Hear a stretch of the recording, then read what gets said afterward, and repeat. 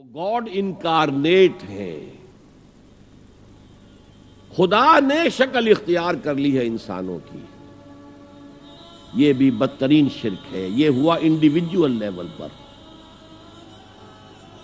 چنانچہ آپ کو معلوم ہونا چاہیے عیسائیت میں بھی پہلے عقیدہ تھا کہ حضرت مسیح گاڈ انکارنیٹ ہے، خدا کا ظہور ہے، خدا کی شکل ہے. بعد میں پھر تثلیث کا عقیدہ وجود میں آیا، اور پہلی تثلیث مختلف تھی موجودہ تثلیث سے. پہلی تثلیث تھی باپ، God as father, God as mother, حضرت مریم کو شامل کرتے تھے، اور پھر گاڈ ایز سن، حضرت مسیح. تین.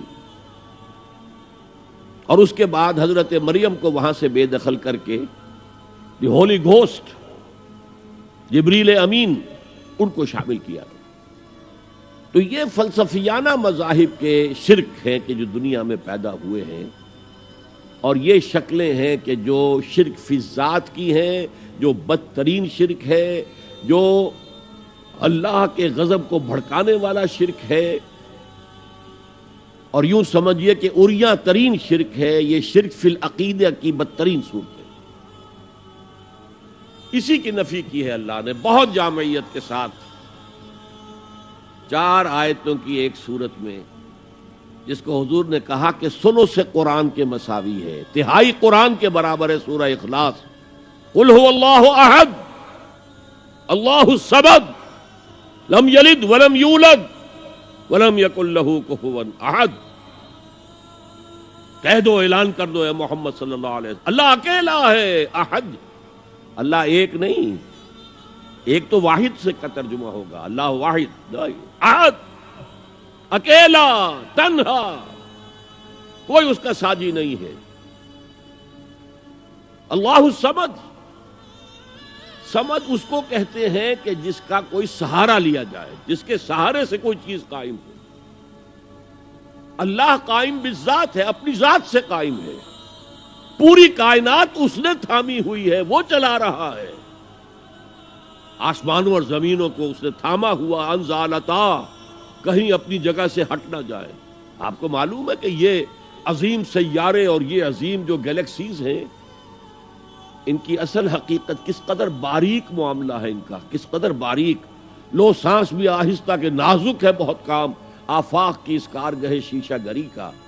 ان کے درمیان جو فاصلے ہیں، ان کی باہمی کشش ہے.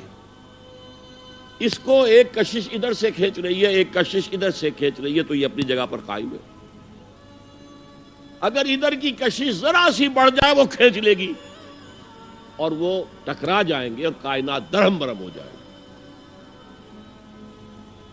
یہ تو توازن ہے. اسی کو کہا ہے سورہ رحمان میں ووضع المیزان. لوگوں نے سمجھا میزان سے مراد یہ زمین کی جو میزان جس میں ہم تولتے نہیں، والسماء رفعها ووضع المیزان، یہ سما سے متعلق ہے.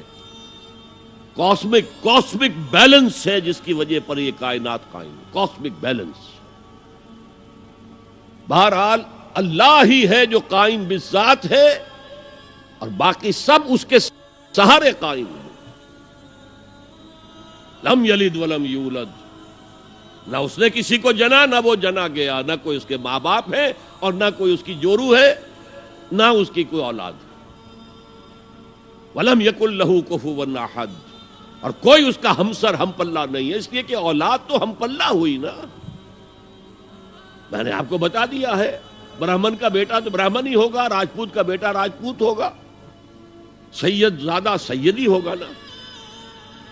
تو یہ اصل میں شرک فی الذات کی نفی پر یہ سورہ مبارک کا اتنی جامع ہے کہ اسے حضور صلی اللہ علیہ وسلم نے ثلث قرآن، تہائی قرآن کے مساوی ہے.